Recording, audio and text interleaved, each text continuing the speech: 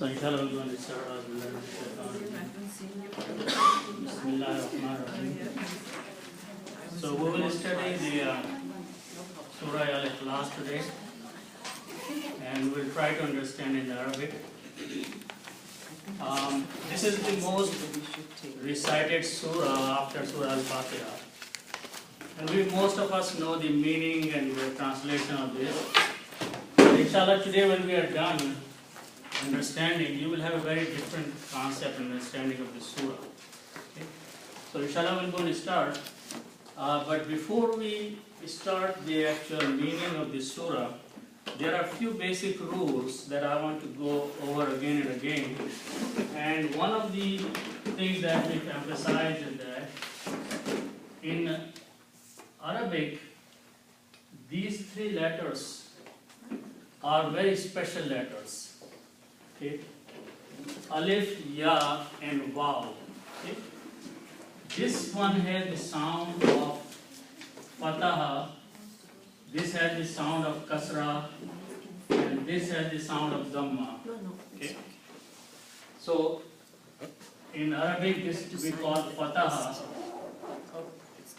this one we call Kasra, and this one we call Dhamma. These are the Arabic harakat names for these three. And these are like in other we call Zabar, Zair, and Pesh. In Urdu, yes. Okay.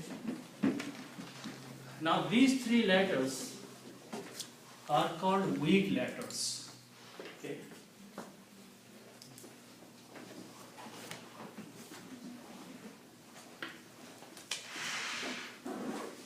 And in Arabic they are called huruf illat.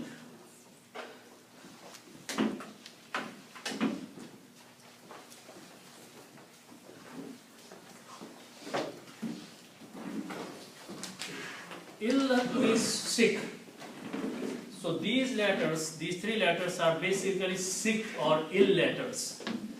Why do we call them weak letters or huruf illat? Is when these letters come in a word or in a noun, in a verb, anywhere, if any rule is being broken, these three letters sacrifice themselves.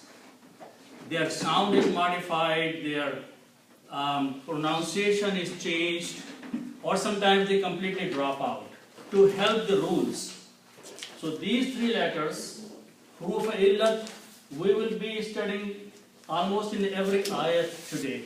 So just keep in mind that whenever these three letters, any of these three will show up, and there is some mismatch or mispronunciation, we will fix that by changing something in these one of the three letters. Okay? So these are huruf illat. Okay? Now going back, the first letter in this surah, or first word, is Qul. Okay? And this has already appeared twice in Surah An-Nas and Surah Al-Falaq. Okay? So, but we want to go in a little bit more details here to understand what actually Qul is. Okay? So in Arabic, the 99% of the Arabic words start with three letters. Okay? So these are three letters, Qaf, Waw, and Lam. And the English equivalent of these is to say. In English, the word to say is equivalent to Qaf, Waw, and Lam. Okay? Now we also saw, and we briefly repeat here, that if I put a ta in the beginning with a fatah, okay, and then combine these three letters, Qaf, Waw, and Lam, and we put the harakats this way. On the first letter Qaf, I put a dhamma. On the second letter Waw, I put a sukoon, and third letter dhamma. So this pronounces taqulu. The English equivalent meaning is, if you put a U in the beginning and present tense. You say, one person, you, and present tense. That is the meaning this ta is going to bring here. So taqulu means you, one person, say something. Okay, so that's the meaning of taqulu. Okay. Now we are going to expand this word a little bit more. Okay. So what I'm going to do here is that if I drop this word you, if I take this word you out, what is left here is say. Now in English, when I use this word say, it is an order. It's a command. I'm telling you say, which means I'm ordering you, or I'm commanding you, or I'm requesting you. So the word say by itself is a command. Okay? So this was a present tense, you say, but by taking out you, it became a command. Okay? So this is a command or an order. Okay? Now, what we do here in this small sentence, you say, I took out you. I have to do something here to make an equivalent of this, removing you. Okay? So the rule is that we do two things with this word. We remove this ta here, and on the last letter, we change dhamma to a sukoon. So there are two things we have to do. Just like this Y-O-U you removed, here you remove this ta, but then the last letter you change to a sukoon. So this word becomes now kaf waw with the sukoon and lam with the sukoon. So now you have these three letters where harakats are kaf with the dhamma, waw with the sukoon, and lam with the sukoon. This word you cannot read. You cannot pronounce this, you cannot read this, because whenever there are two sukoons together, you cannot combine the two letters together. The rule of combination is that one letter should have fatha, dhamma, or kasra, and the second letter should have a sukoon. That's how you can pronounce them. Okay? But here, these two together are sukoon. So you cannot sound this word. So what happens then? This waw, as I mentioned here, is a weak letter. So this waw comes in the picture. And the waw with the sukoon say, okay, if you cannot pronounce, I'm going to sacrifice myself so you can pronounce this word. So this waw falls out. When the waw falls out, what is left now is qul. Okay? You remove the waw, and then kaf and lam are left. Okay? And the meaning is say. So that's how you make a command in English, in Arabic. That's the rule of making the command, that you start with the present tense, you remove the first letter, and change the sukoon to the last letter. And in order to help pronunciation, the waw goes away. So that is the first word in this surah, qul. Qul is a command, is an order. Allah subhanahu wa ta'ala is ordering Prophet sallallahu alaihi wasallam to say, qul, say. Okay? So the first word is say. So the order is going out for one person. Okay? The first person is Prophet sallallahu alaihi wasallam. He is receiving the revelation, and the first word of this surah is say. Okay? Or after him, whoever is reading, you or me, when we start reading this surah, the first command, the first word that comes to us is, Allah is directly telling us, the reader, say. Okay? So when you hear the word say, your response should be, what should I say? What am I supposed to say? Okay. So Allah subhanahu wa ta'ala is himself teaching us what to say. Okay. And that comes in 3 words in this ayat.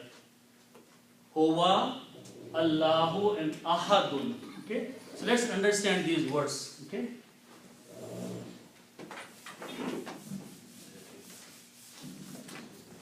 So the word Huwa means he or it. Both meanings are used for Huwa. Okay? And this is for a single person. So this is for single person. One person he, or one thing it. Only for one. Huwa. Its plural is whom. Okay? And whom means they. So Huwa is being used only for one, whoever that one is, a person or a thing or an object. Okay? It or he. Okay? Also, we learned before the word Allahu starts with the word Ilahun.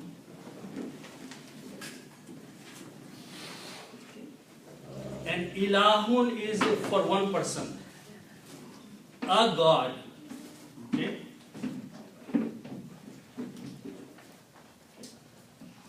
One only, singular.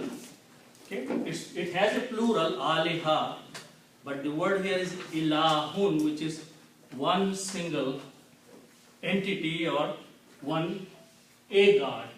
And we also learned that if you put an al before this word, al ilahun, this is one God. Okay? And this word is pronounced as Allahu. Okay? So we have 2 things here. We have a word Huwa, which is being used for one. Then we have the word Allahu, which is also being used for one. Okay? So here there are two units, one each. Okay? Then look at the third word here. Alif, Ha and Dal are the root letters. Some students from the other class are here. The teachers are there waiting for them. I'm staying in this You're gonna class. stay here. Anybody over there? So the 3 beginning letters for the next word are Alif, Ha and Dal. Okay? And the noun from this is Ahadun. Ahadun means one. Ahadun means one. Okay? So notice that in this one ayat, all 3 words are emphasizing so much on the oneness only. Every single word here, Huwa is for one, Allahu is only for one, and Ahadun is one. Which means there is so much emphasis in this ayat on the Tawheed of Allah subhanahu wa ta'ala, on the Wahdaniyat of Allah subhanahu wa ta'ala, that 3 times it's being repeated in one ayat, oneness of Allah subhanahu wa ta'ala, Tawheed of Allah subhanahu wa ta'ala. That is the reason this surah is very important, Surah Al-Ikhlas. It emphasizes on the Tawheed and oneness of Allah subhanahu wa ta'ala. And as you can notice that, all 3 words are emphasizing on oneness. Okay? Now, so this is the meaning. Huwa means he, Allahu means one Allah, Ahadun means he is one. Only one, the single one. Okay? Now, very interestingly, if you just read the translation, you will not get this kind of understanding. Translation just says, say Allah is one. Say Allah is one. Allah is one. Why Huwa is there? If Huwa, you take it Huwa out, the meaning will remain same. Allah is one. Okay? Why Huwa is emphasized here? So if I translate it this way, say Huwa means it is. If I translate Huwa as it is. It is Allah. Who is the one? Okay? If you translate this way, say Huwa. It is Allah who is only one. Which means everything else can be more than one. Allah cannot be more than one. Anything can be two. Any object can be two or more than two or three or four or five. But Allah cannot be more than one. That is the statement. If you really try to understand with the true meaning of the words here, Huwa. So actual correct statement, expanded statement will be say it is Allah who is one. Qul huwallahu ahad. So just by reading the translation here, the true concept of the words don't come out. Okay?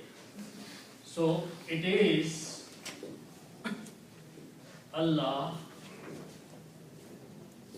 the one. So that is the first ayat of Surah Al-Ikhlas. Allah subhanahu wa ta'ala is commanding, He is ordering to say something. And in response, what we are supposed to say, we are being taught by Allah as, say, it is Allah who is only one, anything else can be more than one. Okay? So this ayat is saturated with the tawheed of Allah subhanahu wa ta'ala, with the wahdaniyat and oneness of Allah subhanahu wa ta'ala. Okay? So that's the first ayat. Then after that, Small question over here. Allah is Ma'rifah, which is the Allah, right? But Ahad is over here is not Ma'rifah. So this Ahad is one. You cannot say the one. oh no, I understand. Yeah. So but in the emphasizing, Yes. He is the only one. Okay, so it's coming under Allah. Yeah, definitely. Yeah. But that's what I'm saying. These three, the word Allah is surrounded by two single entities. Yes. One side, Allah is being protected by a single word, Huwa, oneness. By the other side, it is protected or surrounded by the count one. Ahad means count of one. So it is so much emphasis in there on the uniqueness or oneness of Allah subhanahu wa ta'ala. Okay, Huwa can be he or it, Both. both. So here, how do we decide if it's he or So it? in Arabic, there is no it, or in English we have a separate word for it and a separate word for he. Right. In Arabic, Huwa is used for both of them. So I'm just making an English sentences. You can say he is Allah the one. He. Yeah, you can say that, but this is also correct English. It is Allah the one. Okay. Okay? So Hada is for person and thing, Uh-huh. and then Huwa, Huwa both. Yeah. Which is Well, Huwa so we have to understand from the context. Yeah, Huwa Yeah. From the context of the sentence. What's being talked about there? Can we say, Qul, say, and Allah is one? No, but there is no word for. Oh, Okay, Allah. that is a pointing to that. That's fine. Yeah. But this way that it is Allah who is one. It brings more emphasis in this statement, more tawheed in this statement. Because Allah is Al-Allah. Yes, That is This already. is one. That way. Yeah, the one. Yeah. That's the Yeah. proper noun. So if you say that Allah. Yeah, we are just debating the English language here. But in Arabic, the formation of the words and combination and emphasis is more important. So that is the first ayah. Yes. Could have been Wahid instead of Ahad. Ahad with alone. Well, Wahid and Ahad, there is a basic difference actually. So I can explain it at a time. Wahid is ordinal number. Hmm? Wahid is ordinal number. Yeah. Both have the same root letters. Yeah. Okay. Then the next word is Allahus Samad. Okay. The first word is same Allah. Now what is Samad? Okay. Samad in Arabic, in English, in Urdu has been translated so many different ways, but the formation is that the root letters are Swad, Neem, Dal. These are the three root letters of this word.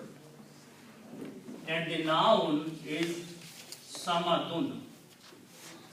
All the nouns, and I'll explain the meaning, but I'm just making the word first. Samadun, like Hamadun, we looked at the word, is a noun, Samadun. Okay? And if you put al before that, then al removes one dhamma, and it becomes al samadu, but swad is a shamsi letter, so its sound will change into, lam sound will change into swad, so it will be pronounced as as-samadu. So this is the grammar. As-samadu.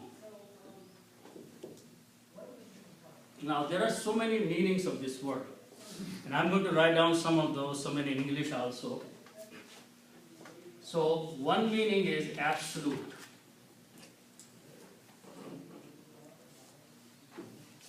Allah is absolute. Okay.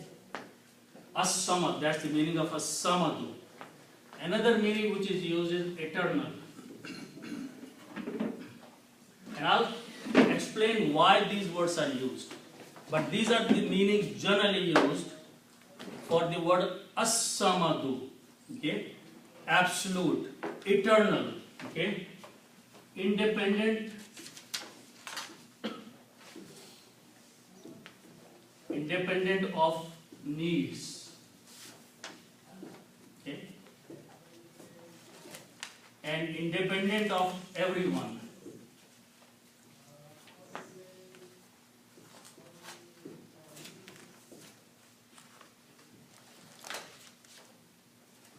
Okay. In Urdu, these are generally written as Ghani, Beniyaz, if you are reading Urdu translation, or one word is used that everyone is muhtaj, dependent. Okay, so sab uske muhtaj. Okay. Very unique words. These words are such that if you understand, if you look at the meaning of these words, they cannot be used for anybody except Allah subhanahu wa ta'ala. Absolute. Nothing can be absolute. There can be only one who can be absolute. So this word in English cannot be used. It's an imaginary word for worldly things. The word that will be the misplaced T and L. Eternal. The first one. The first one. This one? Absolute, yes. It's O-L-U-T-E-I.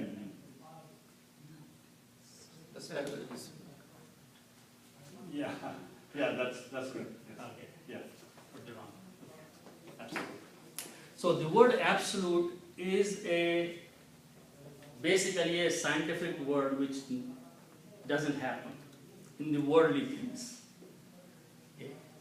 So only one can be absolute, and that's Allah subhanahu wa ta'ala. Okay. The word eternal, no one can be eternal.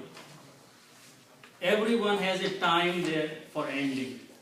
But the one who can start from nowhere will not end anywhere is eternal. So this is the only word in English that can be used for Allah subhanahu wa ta'ala. Independent of needs.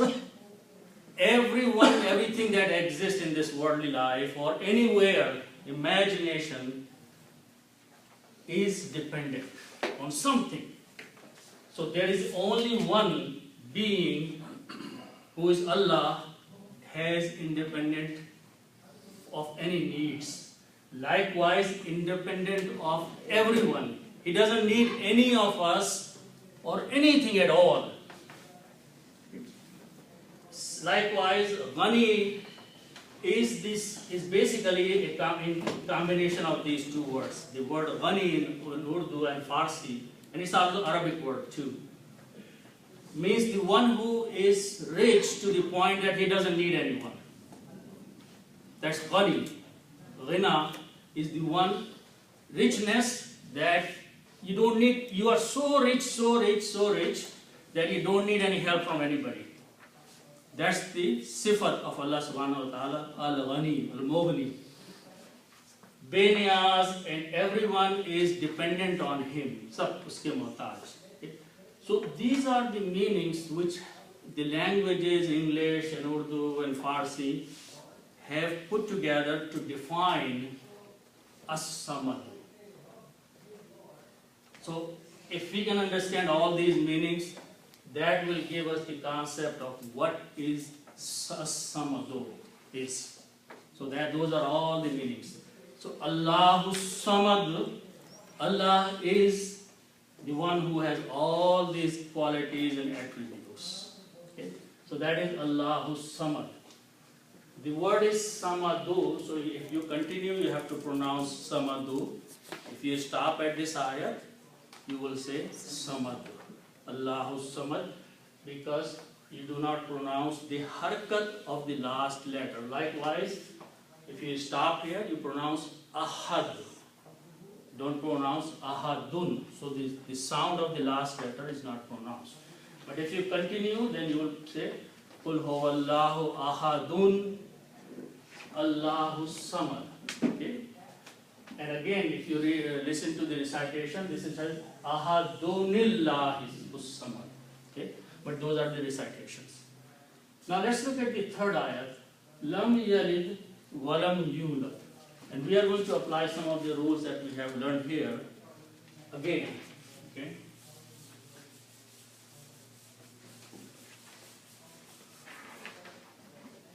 So let's look at the word, these three letters, Waw, Lam and Da.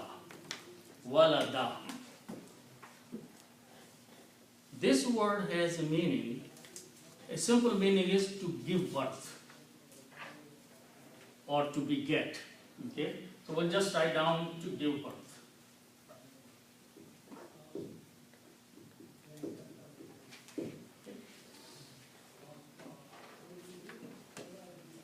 So now, in the Arabic grammar, if you have these three letters, Fa, and Lam, this means to do.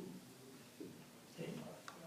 And we have learned that if I put a Ya in the beginning, and Yafu, Alu, this brings the meaning of he and present tense. He does. So we'll use this example to understand the next ayat. Fa'ala means to do. Yaf'alu, he does. So ya brings the meaning of he. We saw this word when we learned yaqulu, ya in the beginning. Qulu is he says. So ya in the beginning, it brings the meaning of he and present tense. We also just learned that if you put a ta in the beginning, it brings the meaning of you and present tense. Okay? So yaf'alu. Okay? So if I apply this rule here, okay, one except for the middle letter here, ain, it has three different combinations that we'll see here. So if I apply a ya and put a ya in the beginning here, ya, and ya, and combine these three letters like that, just like I combined these three letters. So this becomes yav, and lidu. Just like yaf, the middle letter in Arabic can carry any of these three harakats: pesh, zabar, or zir, damma, fatha, or kasra. When you say yafalu, does it mean he does or they do? Ya is for one person, One person. singular. Its plural is yaf'aluna. You put guna at the end, it makes plural. Okay? So if I keep all the harakats same, this word is going to sound like yavlidu. Okay? It is not the final word, but by the rule of the grammar, yavlidu will mean he gave birth. Okay? So I'm going to now create two combinations of this. The reason, this word yalid and yulad, they both originate from here. So we will learn both of these words here together. Okay? And we'll see what's the difference in the meaning of yalid and yulad. Okay? So the word is starting with waw, lam, and dal. The first combination is yu and lam and dal, yavlidu. Okay? Now we have, so I'm going to leave this here for a minute and go to some different thing. In Arabic, you have these two letters or two words, la and lam. La means not, and lam also means not. Okay. But they are used differently, and each of them have a characteristic. Okay? So I'm going to spend a couple of minutes on defining or explaining what is the difference between these two, la and lam. The meaning is not. Okay? So now, how it is used and where it is used. Okay? So if I have a noun, for example, ilahun. Ilahun means God. Okay? If I put la before that, okay, how do we recite kalima? We say la ilaha. The original word is ilahun, but what this la did, it changes the sound of ilahun to ilaha. So when la comes before a noun, it looks at the last letter, changes to the ma sound into a fataha sound. There is no God. La ilaha, there is no worthy worship. Okay. So this is la does. When it comes before the noun, it changes the sound of the noun from hun to ha. La. La did that. The word is ilahun. But when we recite kalima, what we say? La ilaha. We don't say la ilahun. So la does that. La, when it comes before a noun, it changes the sound of noon to a sound of fatah. So ilahun, and we know these things. Okay? This is the rule. Ilahun became ilaha. Okay? If la comes before this word, this is a verb. Okay?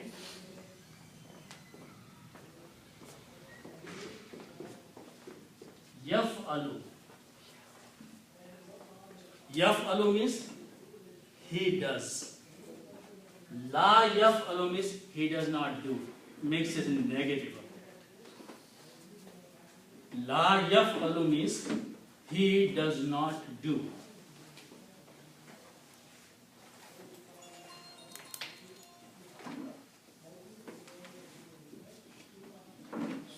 if it comes before a verb, remember that yafalu is a verb.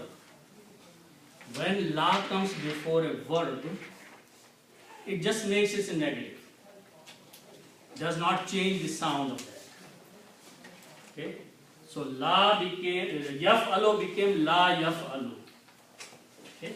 So remember, these are the characteristics of these words here. La before a noun will change the sound of the last letter. La before the verb makes it negative, does not change anything. So la ilahun became la ilaha. La yaf'alu became la yaf'alu. Did not change anything. So remember, that is how the la is going to work. Now let's look at the other word. Lam. How does lam work? Okay, lam works this way. Lam, if I put this lam before a verb like this, or in this case I'm going to use this one. Okay, what this does, it does the following thing.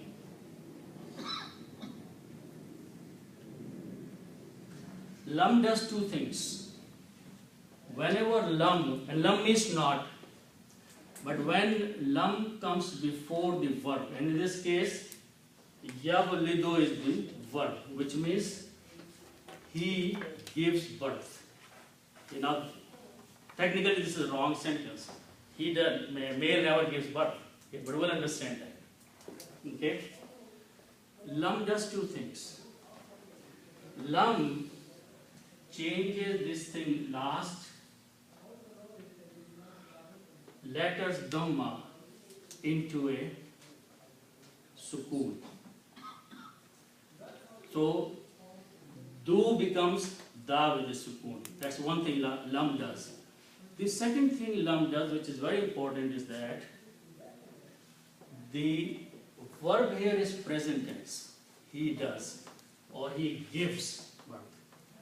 Lam pulls that verb into past tense. Lam pulls the meaning of this into the past tense. So the meaning will become, he did not give birth. Did, instead of does, it became did. So it became negative and the past tense. Okay? So lam yav lad. So the word became now lam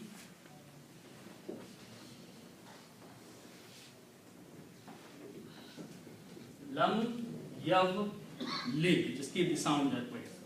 The meaning is that he did not give birth. It was present tense. He gives birth. It was present tense, gives birth. Lam made it a past tense. And negative, obviously. So the sentence became, he did not give birth. Okay? Now comes a little bit pronunciation in tajweed. We have a word here, yavlid, lam yavlid. It's not easy to pronounce these things. Okay? So what Arabs did, that they shortened this, they simplified this. How did they simplify that? They said, well, there is a waw there. And waw is a weak letter here. Okay? Let's drop this. Let's not pronounce this thing. Okay? So when you don't pronounce, what is left? Lam yalid. That's the word in the Quran. The meaning is that Allah is the one who does not have a child, who did not adopt a child, or beget a child, or give birth, or he became father of a child. Allah is not the one. Okay, so that is the meaning of lam yalid. He did not take or adopt or give birth or beget someone. Walada is for the child. Aulad, walad, aulad, walid, these are the words. Okay, so that's the meaning of lam yalid. He has not done. Remember, the pulling in the past tense is saying that all through the time in the past, he has not done it. Allah has never taken a child, has never adopted a son. Okay? So that is the meaning of lam yalid. He did not take a son or a child. Okay? So that's the meaning of these two words. He did not take child. The reason I'm using this word because giving birth for a male, if this was a female, he says that she gave birth, but male never gave birth. So I'm using the word which is generally used. He did not adopt a son or a child. Lam yalid. Never in the past he has done it. And past is a perfect, definite thing. Something that the past is perfect, future is not perfect. Future is imperfect. It may never come. So in the past, throughout the beginning until now, he has never taken a son or a child. Lam yalid. Okay? So that is the word. Okay? Now, let's look at the second part. The wording between wow, wow means and. Okay. Now, we are going to go again to this word here. Ya, wow, lam, and dal with a dhamma. Okay. This is a sentence, he gives birth. Okay. Now, in English, we have a thing called active voice and passive voice. Active, what is the active sentences? I gave you a pen. Okay. It is an active, I am doing something. Okay. Instead of, if I say, a pen was given to me, was given is a passive sentence. Okay. So active and passive sentence means he did this to you and it was done to him. He killed is an active. He was killed is a passive. Okay. So if he did not give it, he did not give birth, he was not born also. He was not given birth also. Okay. So how in Arabic we make, in English we make passive by saying was done. In English, we change the sentence, make was done to him, or was killed, or what was happened. In Arabic, the rule for making active to a passive is very simple. The rule is that if I have these words like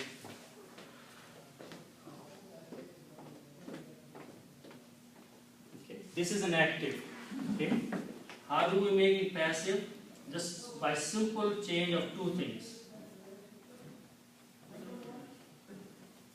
All we do is we take the first kasr fatah here and make this as a dhamma here. And then we take this one and make it a fatah. Can we say that the maf'ul? It's a passive. This includes the maf'ul also. So changes are done here and here. These two harakats, ya was originally fatah, we changed to a dhamma. On the third letter lam, there was a kasra, we changed to a fatah.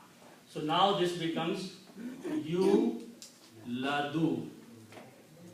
He was given birth. You Yaulidu, he gave birth. And this means he was given birth. As he was born. Okay? And if I put the lam before this, lam will just change this last dhamma to a sukoon. We just learned the rule. So that's the word in the Quran. Lam yulad.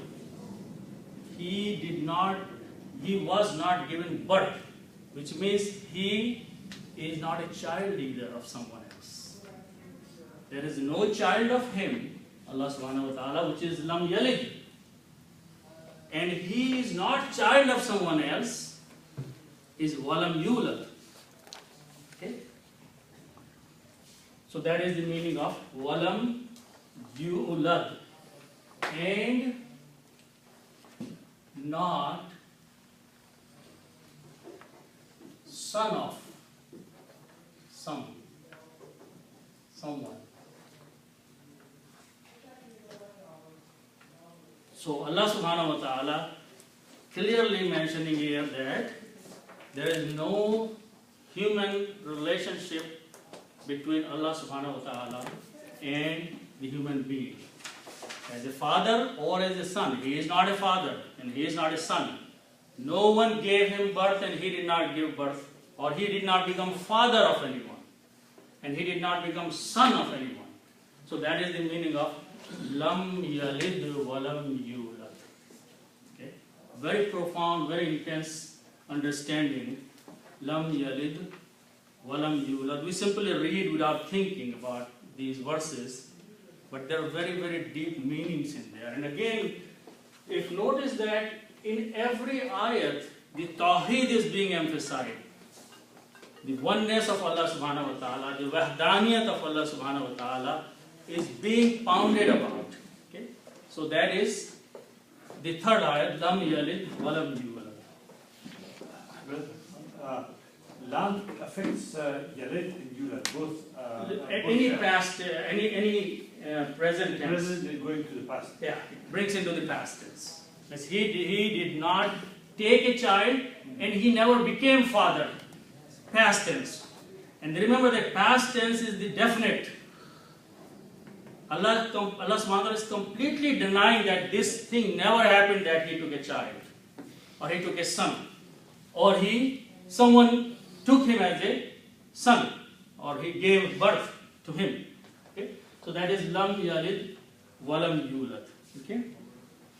So now let's look at the last ayat.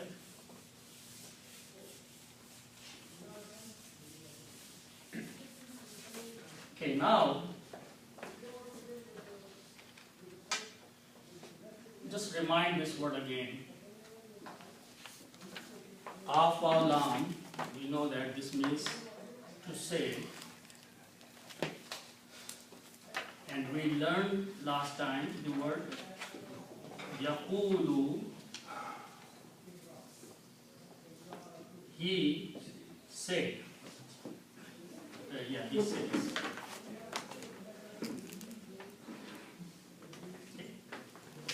Now, these three words repeat in the Quran a lot. Kaf, Waw, and Noon. Okay? This means to be. Kaf, Waw, Noon. Wakana Allahu. A lot of words come with Kana, Kuna, Yakunu in the Quran. Okay? The meaning is to be. Okay? If I apply the same rule here, this will become Ya and Kunu.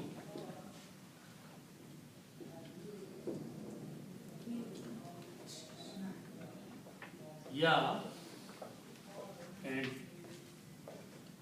Kunu. It's a present tense.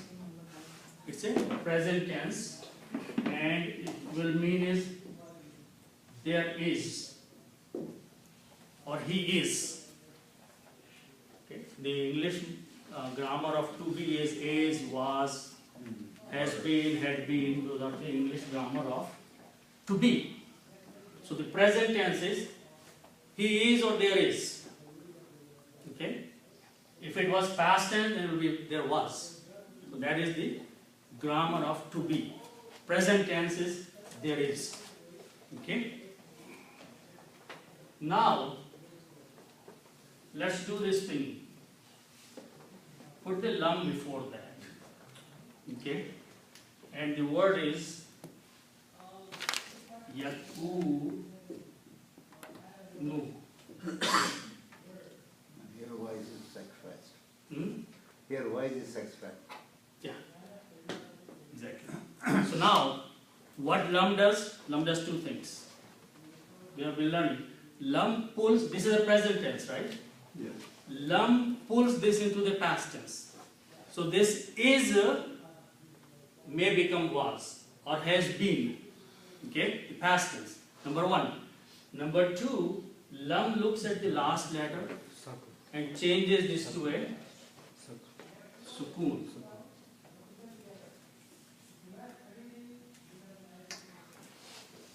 Okay. Now we ran into the same problem that waw has a sukoon and noon has a sukoon. We learned in the beginning that if one word has two sukoon, you cannot pronounce it. So what happens? Waw will say, okay, I'll sacrifice myself to pronounce. So this word will become ya kun. Lam yakun. Lam yakun, that's the word in the Quran. Lam yakun. There is not, or there was not, or there has not been. Lam yakun means there has not been, or there was not. Okay? So that's, and wa means and. Lam yakun. There was none, or there has been none. So, and there has been lam, I'm translating lam as none or not. There has not been, or there has been none. Okay? Lam yakun. Okay? Now lam with the fataha has meaning of to or for. Lam with the fatah means to or for. And who means him or he. He or him.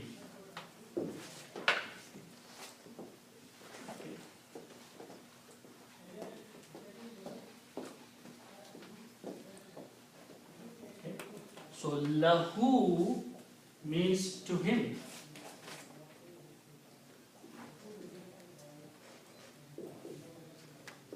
We are using for Allah subhanahu wa ta'ala, and to him. And there is none to him. There is no one to him. Okay? So far the meaning is that lam yakun lahu. There is no one to him. Okay? And when you pronounce your lam, you don't pronounce the noon. You say the lam is pronounced yakun lahu. Okay, that's just the pronunciation, tajweed. Okay. But the meaning is that, and there has been none to him. What is none to him? The next word is, go for one, ahad. Okay. So the root letters is this is kaf, fa, and hamza. Okay, and kufuun means like or same.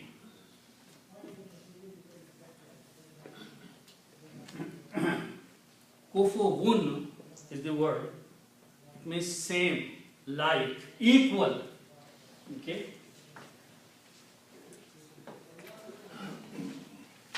The root letter is Hamza, the last letter. Yeah. Not one. So the noun is treated this way. Actually, this is Hamza is written as Alif also in Indo-Pak language. In Arabic script, it's Hamza. Okay, but this is Kufuun means equal. Okay, like or same or equal or equivalent. Okay. Now also there is one rule that I'm just going to mention here, and we'll come across these things. Word khalaqa means he created. Kha, lam and qaf means to create. Khalaqa, he created. Okay? He created. And if I use the word al-insanu, al-insanu is the man. Khalaqa means he created, Allah created. He created anything we can put here, but I'm using the word al-insanu, the man. Okay? And this has a last letter as a dhamma. So one of the rules in Arabic is that this is a verb, khalaqa, he did, he created. This is a noun, insanu. So when a noun comes after the verb, one thing happens is that this last letter changes into a fatha. So it becomes khalaqa al-insan. He created man. Okay? So that's a rule. And these little rules will keep coming, so you don't have to memorize them. But just remember the rule, whenever there is a noun, it comes after the verb. The last letter always gets affected. Okay? So here, yakun is a verb. And kofo bun is noun. Okay? So if I put the verb yakun here, this is going to change to this two fathahas, just like here. Okay? And whenever you have two fathahas, you write down an extra alif there, just for writing purpose. So the word becomes kofo one. That's the word in the Quran. There is no one equal to him. There is not anyone equal to him. So this is the, okay, now so it means equal. Okay. And ahadun, one more time, will be translated as anyone. There is no one equal to him, and then to emphasize none, anyone can be equal to him. Here it is. Kufun and the kafa is from them. That is sufficient. Kafa wa kafa billahi shahida. So that has a ya in it. Or Kafa. not from same root. Yeah, no. Oh, Yeah, that is a kafa wa kafa billahi shahida, kafa billahi wakila. So there's a kaf, fa, ya in there at the end. wow. Kifayat. Yeah. Okay. So basically, this is the understanding of the Surah Al-Fatiha. Allah Samad, I wrote down. There was a whole row. This is Allah. And this is eternal. Any one of those. One. To translate it once again, Walam yakunno lahu. Walam yakun lahu, and there is no one equal to him. Anyone can, any possibility, anyone cannot be equal to him. So again, the message of Tawheed and oneness of Allah subhanahu wa ta'ala. This is a repetition. Walam yakun lahu. It's not a repetition, it's emphasis. There is none equal to him, and other thing. Listen, no one is equal to him. So I'm just emphasizing after that. Can you write this?